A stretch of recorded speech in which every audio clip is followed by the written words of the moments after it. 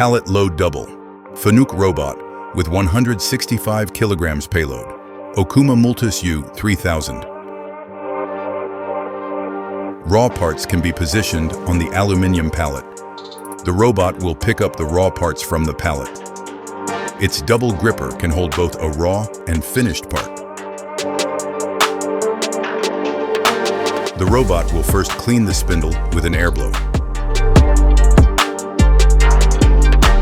before it places a new raw part in that spindle. The robot will then clean the finished part before removing it from the sub-spindle and placing it on a standard wooden pallet. The finished parts are now ready for packing and shipping.